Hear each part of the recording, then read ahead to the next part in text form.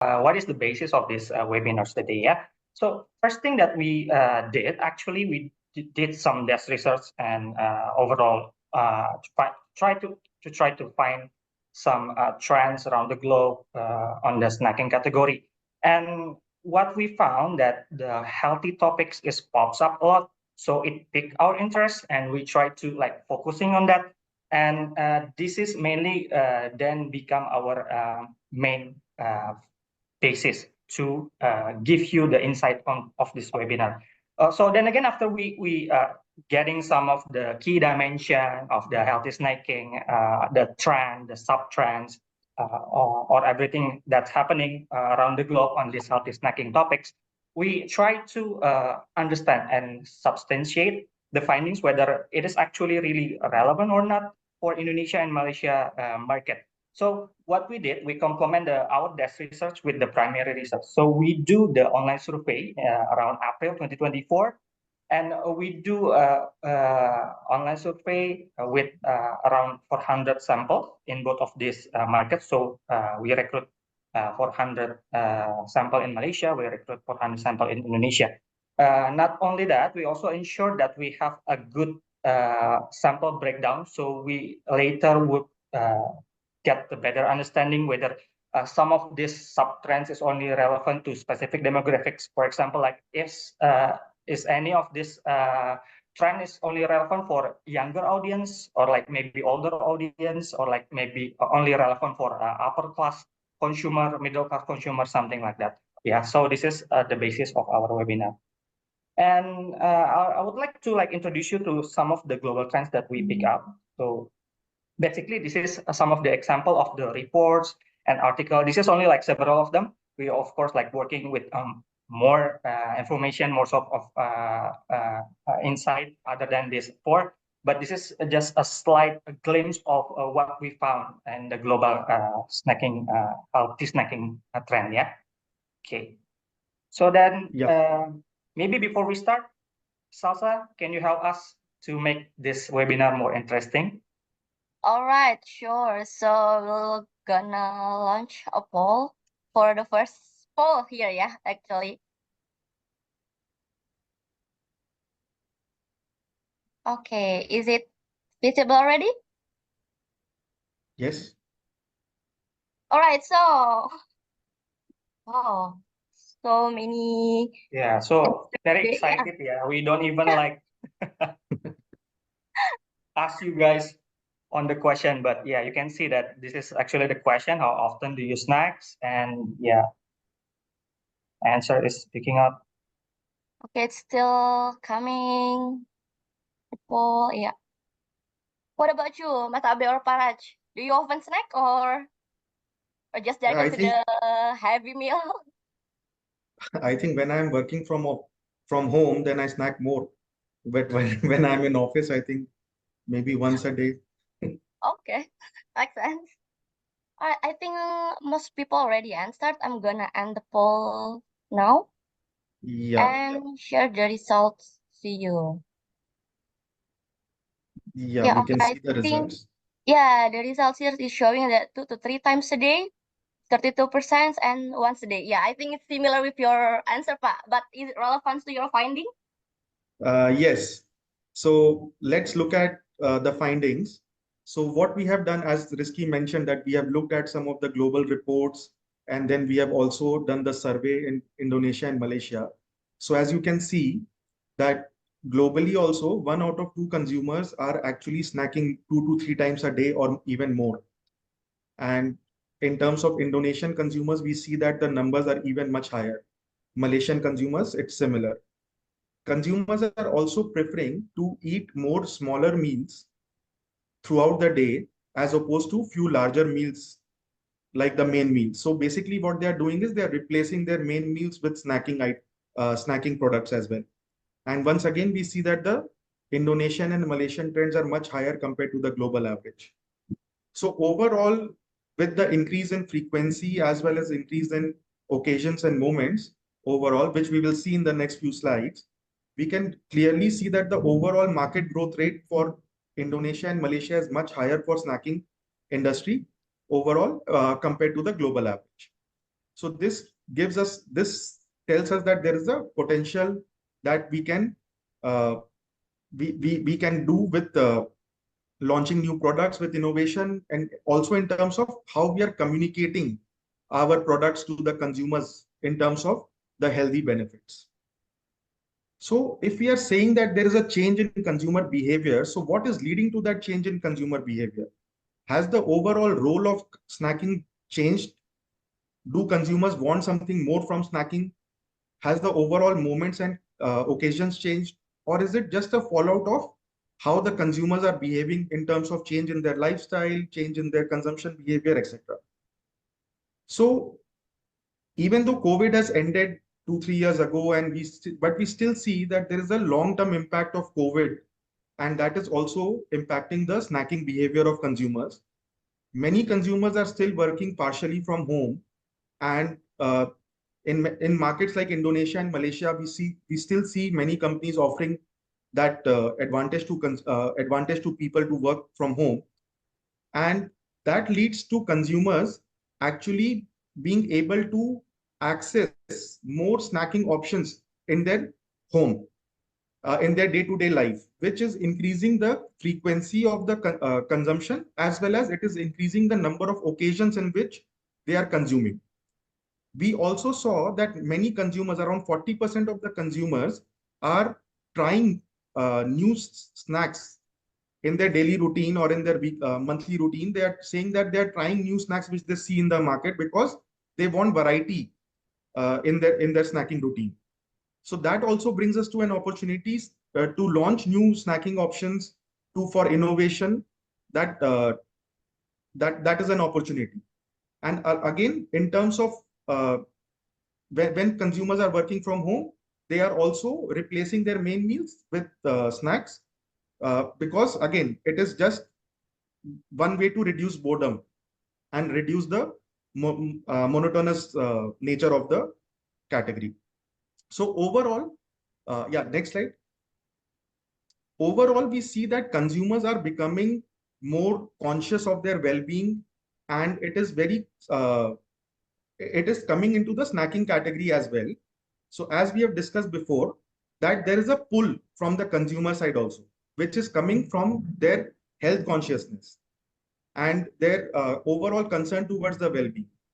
So everything that the marketeers are offering, new products, new categories, new ranges, it is being shown, and it is very clearly visible that marketeers are also offering new products like zero sugar, vegan category, things which are instead of fried, it is baked, and it is all positioned towards the healthy benefits of the snacking category. And as we see that the global trends, all these global trends are becoming much more relevant for Indonesian and Malaysian consumers, we can see the opportunity, and now we have to decide how we want to address this opportunity and how we want to grow our brand with this opportunity. Okay. Yeah. Yeah, Paraj, actually, I have a little bit question for you, because I'm quite curious, because I think Yes. the insight that you just gave is very interesting. And yeah, so as the health conscious is arising, the trend is arising, does that mean that all the snacking product in the market should like focus for delivering the healthy needs only, or what? Because yeah, even me myself, I do have some kind of the craving for asking for something sweet or even savory, or somehow like the spicy one, and I don't think that go along between one another. Correct. Yeah, Sasa. Yeah, Sasa, it's a perfect timing for your question, so I can help you answer this question. One of the more important things that we found when we are talking about this healthy snacking, healthy like lifestyle from the consumer, so they're like more aware about like being healthy, about their well-being. But this is like a very interesting thing, because snacking is like really related to indulgence, right? So we saw in both market, in Indonesia, in Malaysia, you can see here, taste is important. Yeah, very high here, especially in Indonesia, it is 7%. Malaysia is also high, 62%. But we also saw that taste indulgence is like still one of the key motivators when people are snacking. So as a brand owner, yes, of course, people want healthy snacks, but that does not mean that they are willing to sacrifice the taste. They're willing to sacrifice the indulgence, the deliciousness of the snacking moment. So yeah, we should like be careful to make our healthy offering not only just like talking about healthiness, but we also still need to deliver these hygiene factors, these taste. So we should strike a balance between taste and health, Salsa. So that's the main important findings that we found when we are like looking into this topic. Okay, so it's very interesting actually, Mas Tio, because like we need to be balanced between the taste and then also the healthiness itself. So yeah, I think I also have another options for looking for the healthy snacking itself. But Yeah. is there any other aspects to be considered when choosing the healthy snacking itself? Yes, correct. So now that we have established that the overall healthy snacking industry is growing in both these markets, let us look at what are the dimensions of healthy snacking which consumers are looking at, and also what we see in the marketplace with different brands offering different types of healthy snacking. So overall, we can club the key dimensions of healthy snacking into three buckets. One is how is it sourced and produced, so that it is becoming more healthier for the consumer. What are the second bucket will be what are the ingredients used or added in the snack, which again makes it more wholesome for consumption. And the third bucket is how are we communicating or how are we packaging it so that it supports the healthy lifestyle which the consumers are looking for. So if we go into the first bucket and look at what consumers are looking for, so we are calling the first bucket as minimal processing. So what consumers are looking for is snacks that are made with natural ingredients.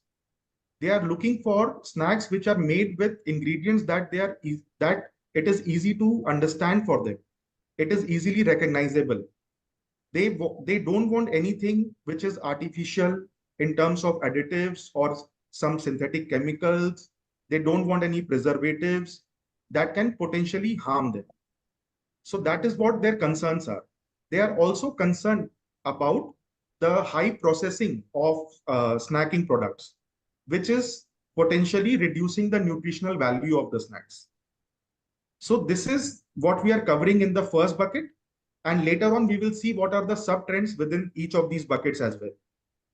The second bucket, as you can see, the name itself suggests that it is about functional benefits in terms of what are the nutritional values and the health benefits, what are the kind of ingredients, micronutrients that are added into the snack that makes it much more healthy and much more wholesome overall in terms of fortification and easy to consume as well, and as well as supplementing the health needs, supplementing the micronutrient needs.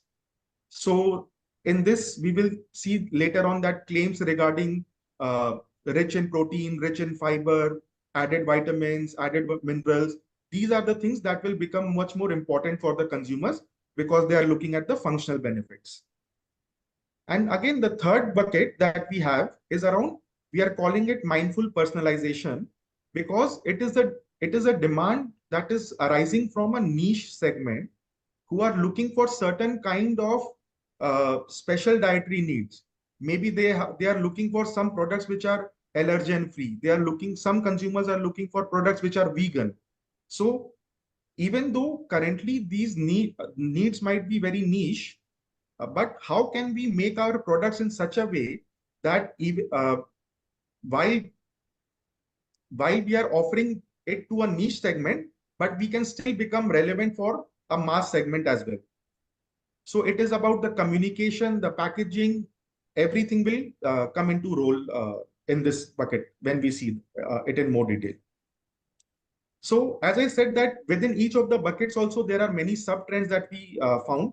So for the first bucket, minimal processing, we will discuss about natural and clean label. We will discuss about free from additives, free from food as we call it. We will discuss about sugar consciousness, cooking process, In the second bucket, we will discuss about functional benefits related to plant-based ingredients, fortification needs, gut health. And in the third bucket, we will talk about portion control, special dietary needs, and also do-it-yourself snacking. Yeah. And now we will be focusing more on the results of the Indonesian and Malaysian consumers as we saw it. All So right. let me pass it on. Before before we continue to the next part, I want to remind you guys, if you have any questions, so please just drop in the question box here below. Okay. Yes. Please Thanks, Elsa. continue. So let me pass it on to Rizky so that he can take you through the trends for the minimal processing bucket.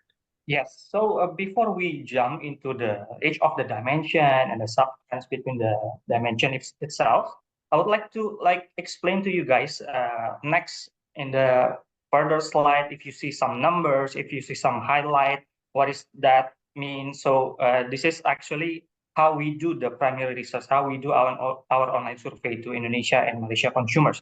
The three steps that we do, the first one is, of course, we curated, we compiling what are the most probable effective communication, effective innovation, effective claim that could possibly interest consumers. So we put down into our list, and then later in the step 2, we ask those several attributes to consumers, and we try to make some kind of idea appeal score. So based on the trial index later, when we do the analysis, we highlight the finding based on the willingness of a consumer to try these claims, this communication, this innovation. Yeah. So things that are considered to be high appeal is things that are scored 30 or higher. Next, we also have things that are moderately interested for consumers. This is the attributes or the innovation, the claim that are scored between 20 to 30. And below that, of course, we have some of the claim that are low in interest. So 20 or below, we mark that into the red color and a low interest. Yeah. Okay. Okay. Now move on to the first dimension, minimal processing. And the very first, okay, before we deep dive into the very first sub-trend, we have another poll. Salsa, can you guide us to the second poll here? Sure. So, yes, basically, before we deep dive into minimal processing, we try to understand you as a brand owner, which claim is most impactful in creating greater appeal among consumer? Yeah, which one from these options? Yeah, guys. Yeah, I think we have 100% from nature, clean label, freshly produced, natural ingredients, and organic ingredients. So yeah.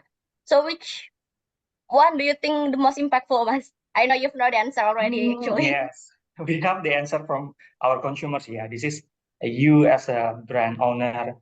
Yes. Perceive. Yeah, so far there's high on natural ingredients. Okay. Second place, but the gap is quite high. It's clean label, 100% nature.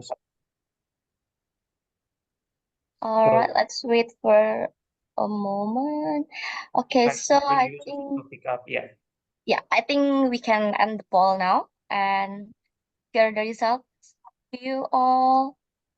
Yeah. And So half of you yeah. mentioned about natural ingredients. Yeah. So let's see how consumers responding to this play. Okay. Can you help to close the? Yes. Done. Closing the poll already. Oh, I need to close it by myself.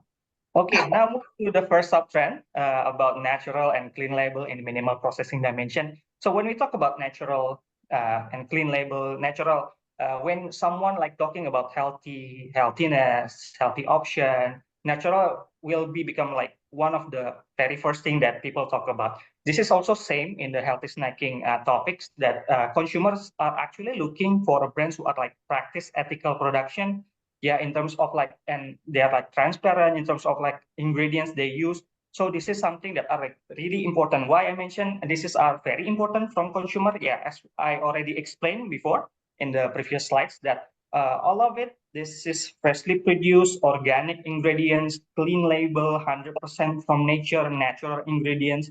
all of it like having high score appeal, yeah, from our both of this Indonesia and Malaysia market. Yeah, maybe only GMO, non-GMO that are like still like low in appeal. Yeah, maybe because this is related on the knowledge or like the awareness of GMO in this two market. Yeah. So getting back to your answers previously, I think you guys answered about natural ingredients. Yeah, this is actually something that are like important for consumer. But the most mentioned, the most high appeal we've seen here is on the freshly produced, yeah, both in Indonesia and Malaysia. High also organic ingredients in Malaysia here, 41%. Clean label is also very relatable for Malaysian market, 40% is very high. But we also see some differences, yeah, in terms of like how each of demographic responding to this claim. So we need to be like careful about the target audience. Yeah, for example, here in Indonesia, we saw that yeah, freshly produced here more cater into like younger audience. Same also for clean label. You can see here this is like more popular among like 18 to 24, basically Gen Z. Yeah, we also saw some difference, yeah, on how Malaysia consumer responding to this claim. For example, this the Chinese one, yeah, the Chinese consumer in Malaysia are more having a high appeal or like showing some interest in the freshly produced and natural ingredients compared to the other ethnicity. Yeah, so majority of ethnicity in Malaysia is like Malay, of course.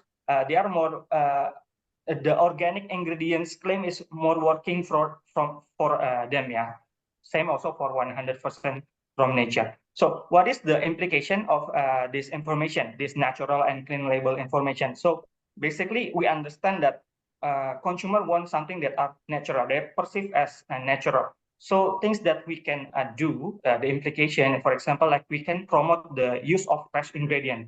How? One of the options is like to show the picture, the pure form of our product. For example, if we have like oat snack, just show the real oats in the packaging itself, and try to make our packaging like really clean, simple, so it doesn't like clutter too much. For example, this vanilla ice cream here, the packaging is very simple, but it shows us the naturalness with, for example, like those vanilla, real vanilla, or like flowers. So this is like one of the key insight example that we can choose. Another example that natural is how we can like utilize naturalness is like to include that in our brand. For example, in brand name, of course, maybe we would like to launch some new brand.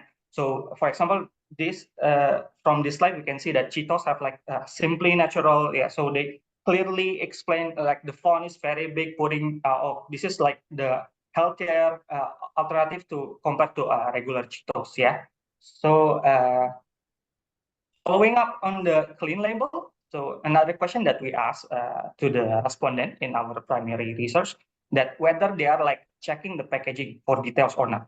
And the result you can see here, like majority of consumer in both markets, more than like 90% here in both market responding that yes, they are like checking the packaging, yeah, for the information. And mainly things that they look into on the packaging is like ingredient list and nutritional fact. So we have to use clear and concise communication to like clearly send the message for consumer about the naturalness of the product that we have.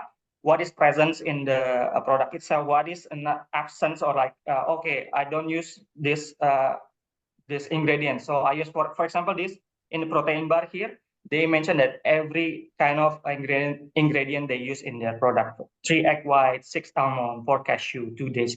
And also the other product, the other example here, we see this veggie goose. Yeah, simply like stating 1 serving of fruit and veggies, no added sugar. So explaining what is there, which is like fruit and veggies, but what is not there or absent from the product itself, no added sugar. We also like need to inform what is the benefits. Yeah, so if we could like stating it, so this is the benefit of our product. This is why you should choose our product. Yeah, so this is the first subtrend in the minimal processing. Okay. Yeah, next, the second sub-trend in the minimal processing is about freeform. So freeform is actually not something that are very new. Yeah, we saw that in the food categories, in packaged food categories, so many brands already communicating about this. For example, like about sometimes they communicate about low fat or like free from fat, something like that. Some kind of other combination we also like saw in the market already, like no artificial colors, no artificial flavors, no artificial or other ingredients, artificial ingredients. Yeah. So the interesting things that we pick up from this freeform findings that for younger target audience, the claim or like the wording of no preservative, no synthetic chemicals, no additive works more or like resonate more compared to the other wording here. Yeah. So it's very important that we are like clearly use the appropriate claim to communicate to our target audience. If our primary target audience is younger, use this no preservative, no synthetic chemicals, no additive. But if our target audience is like slightly older, yeah, or older consumers, so no artificial ingredients, no artificial colors and flavors, fat-free, no MSG is working better. Yeah, so we need to understand how to treat, how to communicate to different target audience from these findings. Okay.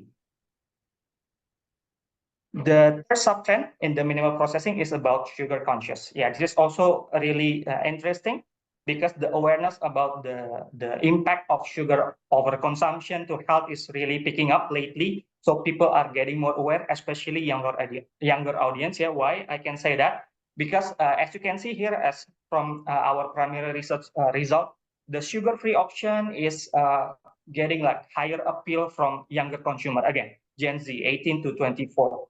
Both in Indonesia and in Malaysia. But then again, more middle-aged consumer are wanting like more permissible amount of sugar. So then again, they still like want to enjoy their snacking. So they still want to some kind of sugar, but they are like also being careful. So maybe low sugar option is better for them. But an other interesting thing that we found that the older consumer is not bothered so much about this sugar related issue, yeah, because maybe they already consume sugary treats for so long. So yeah, the concern is like not that high compared to the younger audience. Yeah. So again, we also saw that the trends of the sugar-free, low sugar is picking up more, or like appeal more to the upper audience. So yeah, we can see this. This is like as an opportunity. Maybe we could like charge our price higher to these upper SAS consumers. Yeah, because they're wanting something that are like low in sugar content. Yeah. Another key takes away that we found that again communicating or like taking out some kind of sugar, like putting it like communicating it as low sugar is working better rather than just like use other sugar replacement. For example, like sugar replaced with stevia, sugar replaced with gula aren here is not working as well as the low sugar option here. Yeah. Okay. We also see that there are some changing in terms of like mindset because again, younger people want no sugar at all. Middle-aged people want like slightly sugar.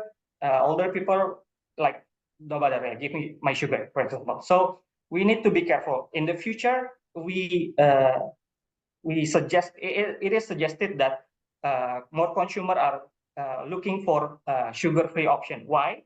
Because as we can see here in Indonesia right now, the sugar-free score appeal is 31%. Just last year, we did similar studies as this one for Indonesia market. The score is like 70%, 17%.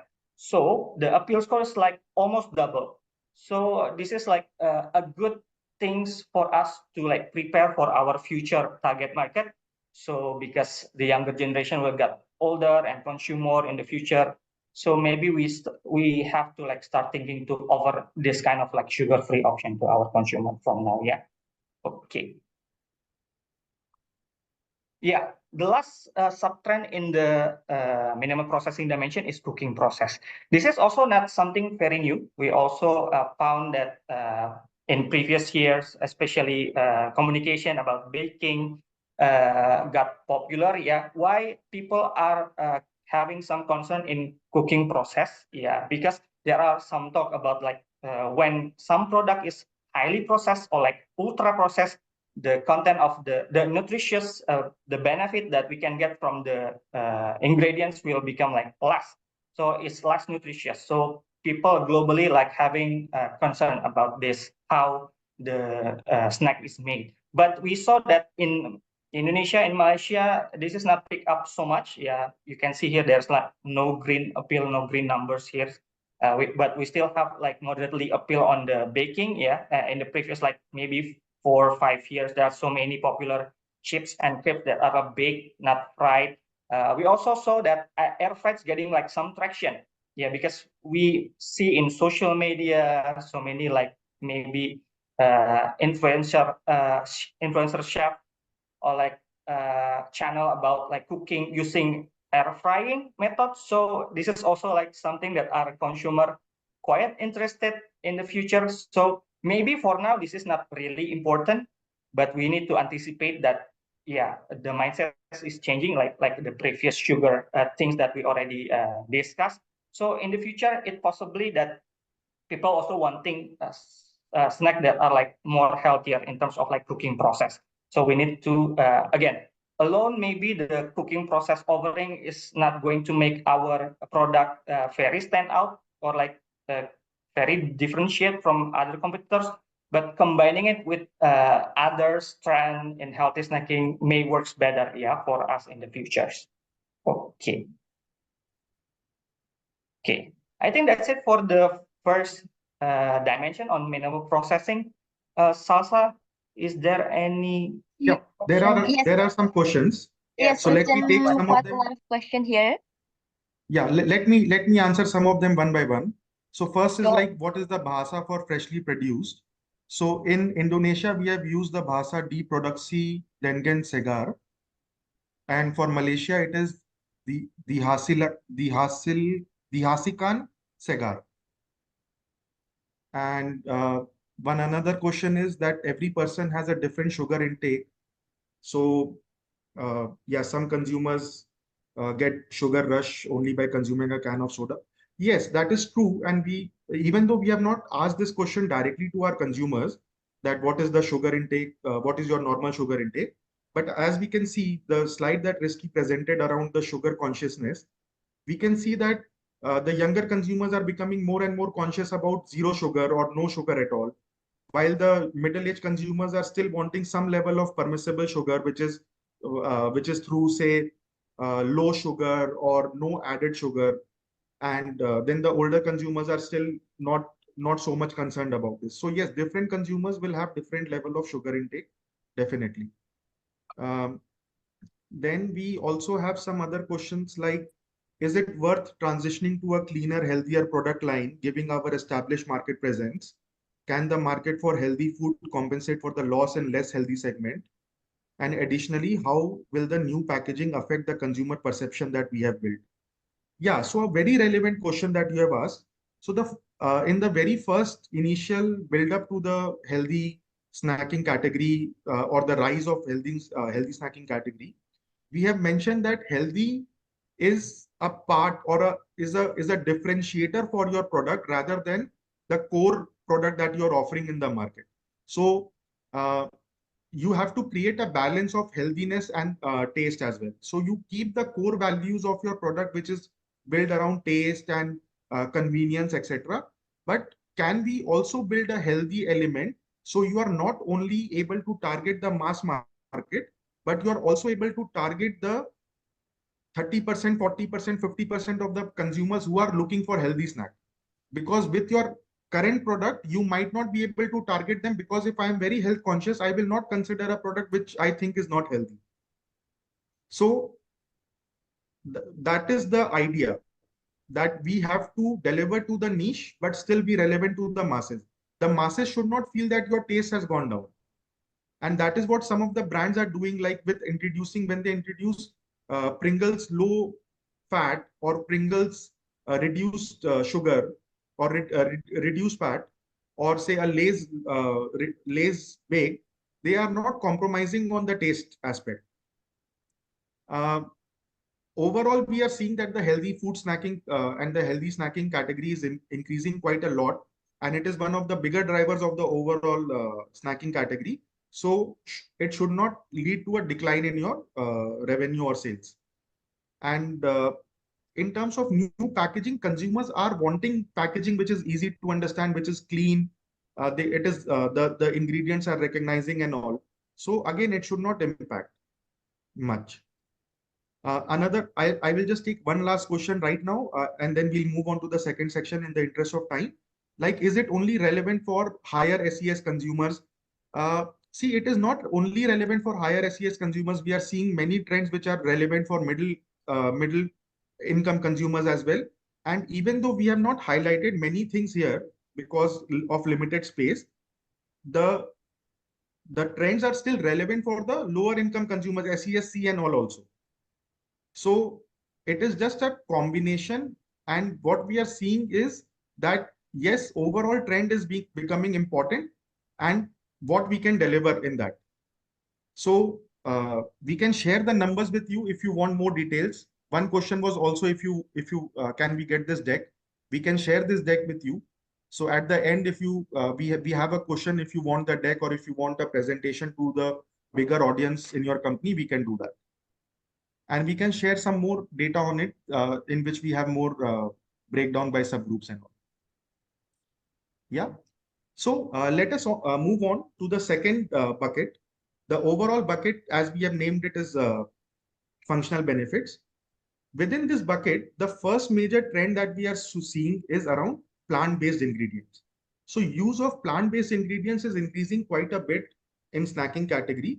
And the main reason is that because people are considering it to be healthier alternative for protein as well as for fiber. So things, as you can see here, that snacks which are made up of fruits and vegetable extracts made from nuts and seeds, these are definitely something which are quite appealing, especially for the younger and middle-aged consumers.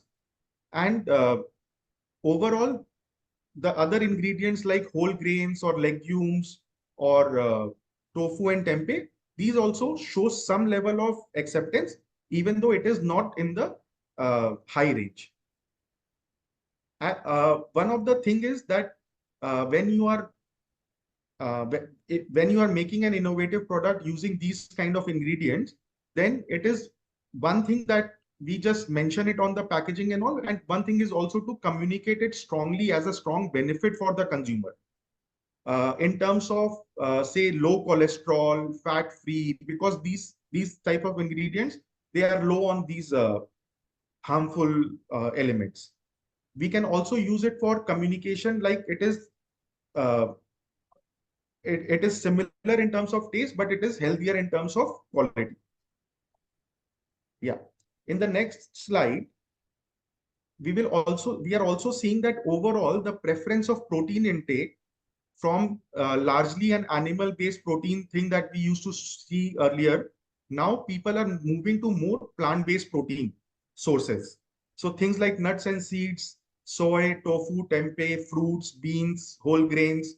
So all these categories are showing greater potential and greater appeal rather than moving towards the animal-based protein. One thing is very interesting here that we are seeing. If you look at the right side, the top graph on the right side, whole grains is quite acceptable to consumers when it comes to snacking category. But the knowledge of whole grains, if you look at the left side, that whole grains providing protein or is a good source of protein, that is not very well established. So traditionally, we know that whole grains is used as an ingredient because it is rich in fiber and it helps to improve your gut health and all. But if we can also communicate that this product is made out of whole grain and it is also rich in protein, as well as it impacts your gut, improves your gut health, then we can create a bigger differentiation for our products. Yeah. Next, we also tested some innovation ideas, so around 20 ideas in each of the markets, combining different product categories like biscuits and cookies or yogurts or nuts and seeds with different types of ingredients. So you can see some of the ingredients here, nuts and seeds, fruits, vegetables, whole grains. So we want to understand from you, what do you think is a healthier option if you have to consider something for the next snacking option? So we are getting a lot of answers for nuts and seeds. On vegetables, I think, Pak. That's the option here. Yeah. Healthier options. What would you choose, Pak, for the healthier options for your snack? I think my daily snacking routine has a lot of fruits and dry fruits. Okay. Particularly, yeah. Different between, because I prefer yogurt rather than anything. Yeah. Okay. As a child, I used to have yogurts quite a bit. I think somewhere down the line I stopped. Okay, I think we have the answer coming in, and I'm gonna end the poll. Okay. Yeah. So mainly nuts and seeds, fruits, Yeah, dry nuts and fruits. seeds the highest, and then coming to the vegetables, I think, after that. Okay. Okay. So yeah. So first, let us look at which of these innovation ideas is performing well or is more appealing for Indonesian markets. So what we are seeing is that the top one is, yes, yogurts, and then we have a lot of ideas where we had combined the regular snacking categories like biscuits or chips or crackers and cookies, etc., with some sort of fruits. You can see that biscuits and cookies with dry fruits, chips made from fruits. We have biscuits and cookies with nuts, biscuits and cookies with fruit extracts also we have. So a lot of consumers are looking for some sort of fruit-based snacking. I think that can also be used as a alternative to sugar-based, I mean, as an alternative for sugar in the snacks. So we can still deliver them sweet snacks, but without sugar, and we can call it like, as part of the claim, we can say that there is no added sugar and it is all natural sugar from fruits, extracts, and etc. etc. So these are some of the things that we saw for Indonesia. Now we move on to Malaysia. So some of the top innovation ideas are quite similar. You can see that we still have yogurts with real fruits and biscuits and cookies with nuts. But a lot of nut-based options are preferred in Malaysia. So we have biscuits and cookies with nuts. We have different types of nuts and seeds mixes. We have protein bar with nuts. We have some other this cereal with nuts and seeds. So many of the innovation ideas around nuts and seeds will be more appealing to the Malaysian consumers. So this is something that we can look at when developing the new pipeline for innovation in the in your company. Okay, moving on to the next sub trend within this bucket, which is on fortification. So we see that fortification is something that we are seeing from quite some time, and fortification is not something new. People have been looking at added vitamins and minerals in their food. Even some of the cosmetics and some of the personal care products have also launched variants in which they are saying that this has vitamin C, this has vitamin E, etc., etc.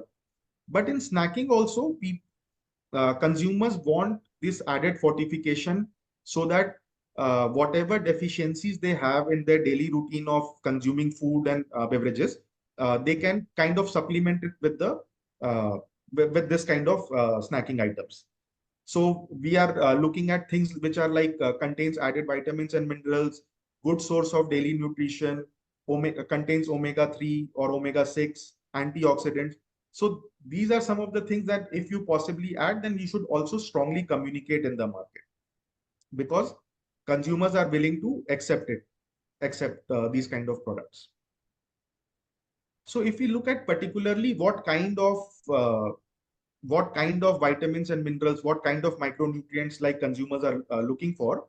So vitamin C and vitamin A is definitely on the top of the list.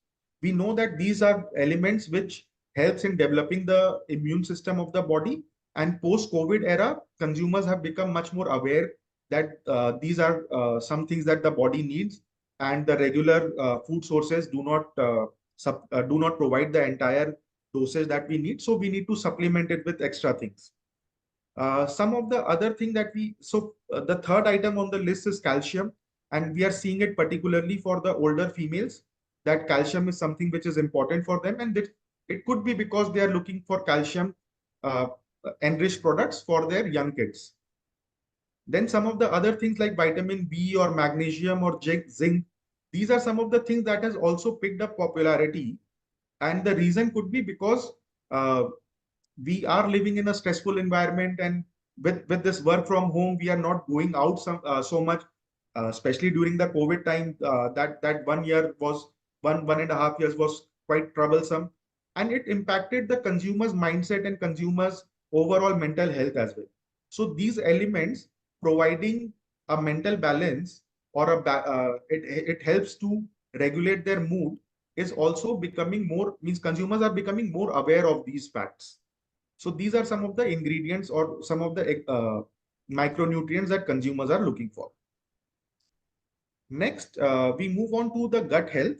Gut health is also something that consumers have been quite aware of. The understanding has developed quite a bit, especially in terms of fiber intake.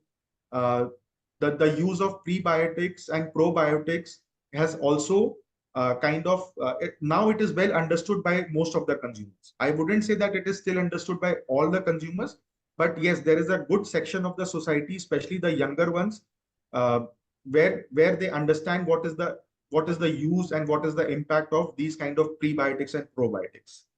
So once again, any products, anything which is developed on these kind of claims and these kind of benefits will definitely be quite acceptable to the consumers. And you can see the numbers here, it is quite high.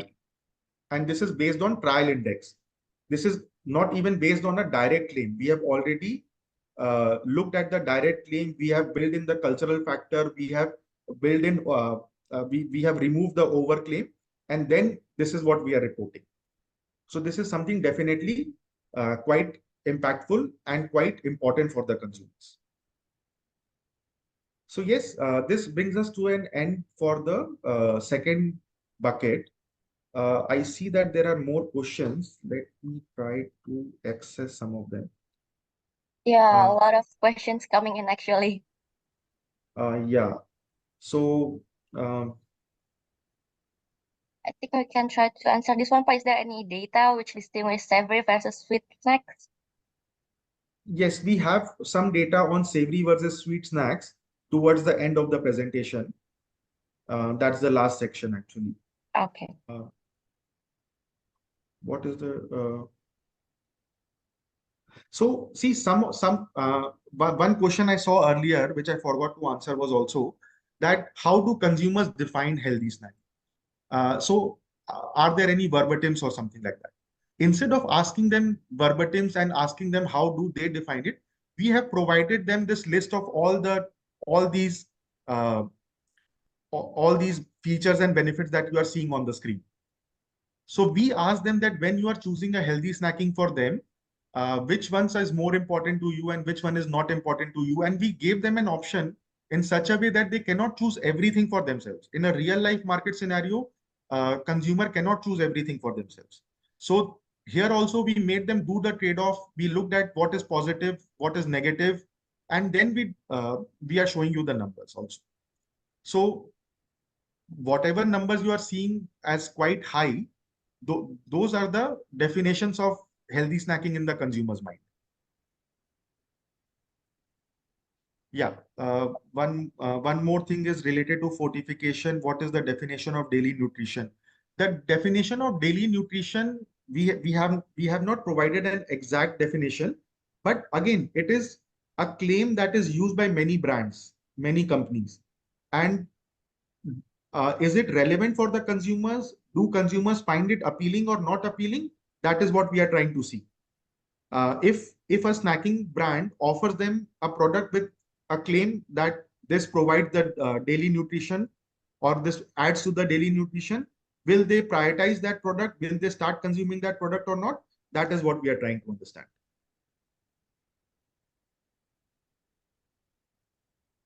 Yeah.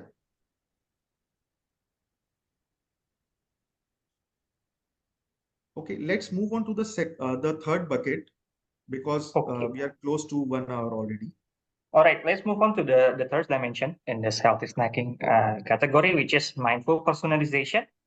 So the first thing that we picking up in this mindful personalization, okay, it's about portion control. What is portion control important? Because like uh, consumer having like more awareness about the calorie intake, so they try to like not overconsume the snack, their favorite snacks. So as we can see here, this is something that are actually important for consumer because it's picking high appeal. Yeah, so when we're talking about healthy snack, low calorie option is like being mentioned high here. Yeah, the trial index for low calorie is high. Yeah, especially for Indonesian, maybe this is more into the younger consumers. But it's interesting that in Malaysia, yeah, the trial index is also high, but it's skewed towards more Chinese and older consumers. Yeah, so there is like slightly a difference in terms of like demographics who are like looking into the low calorie options. So it's also getting like important to give consumer clear information about the calories of our products. Yeah, for example, here you can see this snacks here mentioning that this is like having around like 110 calories total. So it's about like helping consumer to regulate their calories intake. Yeah. So we can also like recommend the like give like appropriate recommendation of the single serving portion for consumer to help them like regulate those calorie intakes. Yeah, for example. And other things that maybe we before we move to the next slide, there is another pause here. So we are would like to understand Okay, so we would like you to understand the portion about control, yeah, portion when snacking. control. Are you like minding this or not? For me, it's all the time actually, Mas. What about you? For me, yeah, if snack is good, maybe it's not that important. But maybe Okay. when I feel like guilty, sometimes when I eat it too much, yeah. So there's still like some audience who are like, I don't mind, yeah. So Yeah, it's they're still interesting. answering. So like Never. around 20%. Never think about portion control. Okay. Okay, so I'm Okay, just gonna end the scrolling poll down. now. Okay. So yes, majority of our audience here like also Sometimes. trying to be mindful about the calorie intakes then. So let's see how is our respondent in both countries responding. Yeah, so the result is kind of similar, yeah, especially in Indonesia here, like around like 90% of consumers mentioned they are like trying to control the portion size of their when they are like snacking. Especially like more higher in Malaysia here, yeah, the numbers like significantly higher in Malaysia. So what the consumer actually do when they're trying to portion control? So top to mention here in both market are actually buying smaller packs or buying big packs with multiple smaller pack inside or like multi-pack. Yeah. So other than just like putting some clear information about the calories, like giving them like recommended serving size for one consumption, we could also like possibly doing pack innovation to help them controlling the calories or like to like making consumers like appreciate that we actually understand that everyone have like a different needs in terms of like how much calorie they are willing to consume in one snacking moments. Yeah. So that's the key takeaway for this portion control. Yeah. Next sub-trends that we are picking up for mindful personalization. This is trying to acknowledge that there are some consumers who are like, having special dietary needs. Yeah, special needs. So, for example, maybe overall in Indonesia market, some of these attributes, some of this claim or like offering is not that relevant yet. For example, vegan option, lactose free, allergen free is not that high compared to maybe other market in for example, like in Northern America or like in Europe or in Australia, yeah. But we see some moderate appeal here for gluten free in Indonesia and in Malaysia. So maybe we are like understand that special dietary need are something that are really niche for Indonesia and Malaysia context, but we also can utilize this as like opportunity for future innovation. But what we can do as a marketers is also trying to make this offering available, yeah, by combining this, for example, like allergen cookies here. So this is like allergen free. We clearly stating that we are free from top 8 allergens, but not only like we are trying to market this to those who are like having allergy, because this is like not feasible to get like a good volume for like this specific market only. But we also try to make our offering relevant to the mass market. How? Yeah, for example, like we are putting other findings that we already like get from the previous slides. Yeah, for example, like we put like fortification. We put like clearly stated that we are free from this harmful content. So our product is still can be like relevant to the mass market, but also like available to those who are like in need of this product, and like could possibly like increasing our like healthy perception in consumers' mind in general. Okay. Yeah, the last in the mindful personalization is do it yourself. So this is actually kind of a recent trend, yeah, on how brands trying to communicate or like trying to give like healthy cues to their consumers. Usually, not only like by like giving the innovation on to pack. For example, here the yogurt you can like put the fruits as much as you want, as much as you desire, like. So it is this P3 snack also like portable protein pack. You can like mix and match however you want. So this is mostly right now in Indonesia and Malaysia is not like picking up very highly, but in Indonesia we saw that most yeah, especially among females, this is actually quite moderately interesting for them. So able to customize the amount of fiber, able to customize the sweetness, they're able to customize the amount of protein is like having higher appeal in Indonesia compared to in Malaysia. So what actually brands do here is we can do some kind of like campaign using this do it yourself, even if you just like not giving the consumer with DIY packaging like this, we can make some kind of like campaign like increasing engagement by with helping of the influencers, the food bloggers, to ask consumer, encourage consumer to create and share how they usually like snacking with our product. Do they something interesting? Do they have like specific recipe for themselves? So this is something that are possibly we could use to increase engagement to our product or brand. Yeah. Okay, that's for do it yourself. Yeah, and next, maybe one of the last part of this webinar. Back to you, Raj. Yes. So one of the questions is around this last part as well, that uh, do we have any things around the flavors, and what can we see about the flavor trends and all. So before we just summarize, let's have a quick understanding of what the future is looking like. So if we are seeing that, what is the preference for the consumers? First of all, on the top itself, we are seeing that many consumers, around 40% of the consumers are saying that they frequently try new snacks. And in terms of sweet versus savory, we see that the preference is higher for the savory snacks more. In terms of what kind of flavors, but there are a lot of consumers who want some kind of a combination of sweet and savory, or who are open to both kinds of individually, they are open to both kinds of sweet and savory snacks.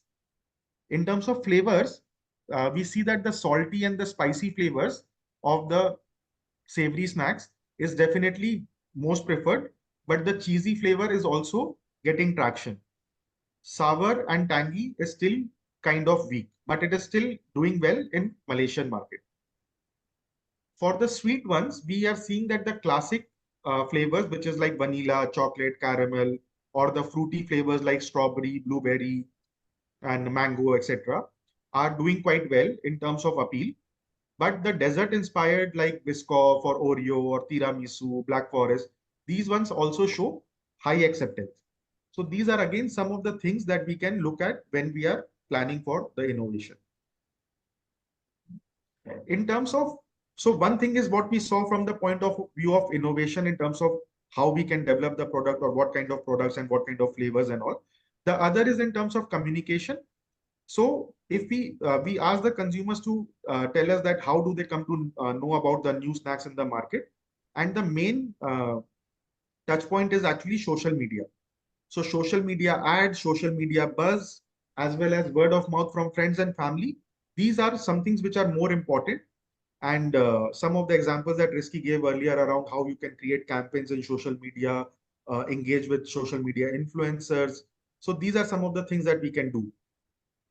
But also we have to remember that in-store marketing is also very important. And that is where the packaging plays a very big role. When we talk about in-store marketing, a packaging which has a clean design and the ingredients are easily put on, means easily recognizable, and also the overall it looks like it looks more uncluttered. That is what consumers are actually looking for in terms of the touch points also. So finally, we look at the trends that we saw earlier. So overall, we had 10 trends to start with, out of which 4 trends are definitely showing high appeal, which is natural and clean label, free from, fortification, and gut health. So for natural and clean label, just to summarize, what we saw was that some of the claims or some of the things around, say, 100% from nature, freshly produced, organic, and clean label, these are some of the things which consumers show high appeal for. In terms of free from, there is definitely a trend, or there is definitely a good demarcation between how the younger consumers see things versus how the older consumers see things. Younger consumers are more, they are more into no synthetic and no preservatives, so more technical. And the older consumers are still looking for the claims that we have seen in the past, like no additives and no artificial ingredients and no artificial colors and all. Similarly, we saw similar things for sugar conscious also, that there is a difference in terms of what younger consumers want versus what the middle-aged and older consumers want. Younger consumers are looking for zero sugar, no sugar at all. Middle-aged consumers are looking for some level of sugar, and older consumers do not care much. For the second bucket, functional benefits, plant-based ingredients, again, it is something that is picking up in the market. There is a lot of buzz around plant-based use of plant-based ingredients in snacks. Consumers are looking for things which are made up of fruits and vegetable extracts, some things which are made up of nuts and seeds. Even whole grains shows a lot of potential in the market. On fortifications, this is something that we are seeing from some time now. And things like added vitamins, added minerals are some of the things which are important for the consumers. Gut health is again something which is very important, I would say. It is one of the main trends which are seeing the highest appeal. Things like rich in fiber and things which are like contains probiotics. Those are the trends which are seeing some of the highest appeal. And finally, we have mindful personalization around portion control and dietary needs and do it yourself. So again, these are some things which have not picked up so much globally. It might have, but in Indonesian and Malaysian markets, we are not seeing the appeal to be very, very strong. But yes, these are some of the things that we can keep in mind, we can look at in future as well. So yes, these are all the things that we wanted to share with you today. Sorry, it went a little bit more than an hour, but yeah, if you want, we can answer more questions. Yeah, I So, think we can answer 1 or 2 questions before ending the session. yeah. Yes. So, yes, social media in terms of uh, getting more awareness is very important. Just now, what we have discussed. Whether they go to e-commerce or GT, sorry, we did not ask that particularly, but it would be more on the supermarkets and the hypermarkets, where they can see a lot of things, where they can compare a lot of things and then choose what is best for themselves. That is what I would say. Do consumers do consumers will spend more money to buy these healthy snacks? Again, this is something we did ask it, and many consumers are claiming that yes, they are ready to pay higher money for healthy snacks, but we have not included it as part of the deck, because again, this is claim data, and we might need to do more research on this. How much, if you want to know how much exactly are they willing to spend at a daily or a monthly level? Any policy differences between the two markets? Sorry, we did not check around the policy differences. But see, most of the claims and most of the package labelings that we have seen, and we have taken examples from, these are coming from these markets only. So it is not something that these kind of products or these kind of claims are not existing in these markets.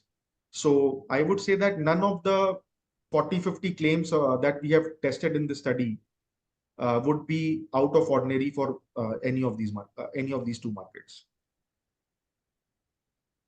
When we talk about nutritious food or healthy food, cost becomes a very important factor. Yeah, we already discussed about the cost part. So do we have a penetration for healthy snacking in Indonesia? So what we can say is, based on the study that we have done, this study only, and we see that a lot of consumers, around 50-60% of the consumers, are saying that they try to consume some kind of a healthy snack on a daily basis. So again, we can take that as a number, but again, it can be a bit overclaimed, and it can be means we need to, if we want to do a proper study, then we have to do a much bigger sample to understand the penetration level. Yeah, I think we have answered most of the questions. Yeah, I think all the questions are answered, but before closing, I wanted to send the last poll. So this is to end our session today. Please help us to understand whether you want us to present our findings to your bigger team or organization. Then we can just arrange a specific time with you all. Oh, okay. I think many people interested, yeah. To be presented to the bigger team, to the organization. Yeah, all right. So since we are almost running out of time as well, I'm just gonna end the poll, and I think all people already answered as well. Yeah, okay. So that marks our sessions today to end the webinar for today. We thank you all very much for joining the webinar today. Or if you have any you feel like you have unanswered questions, or you wanted to discuss more with us, then you can just send us an email so we can have another discussion as well. Or if you have like you wanted us to do specific topic, like because every month we normally do webinars, so just drop us an email and mentioning what kind of topic that you wanted us to cover, and we will try to address all of that. But before that, we are thanking you so much for staying till the end of today's session, and we will see you on another webinar. Thank you and have a great day. Have a great day. Bye-bye. Have a good day. Bye bye. Thank you.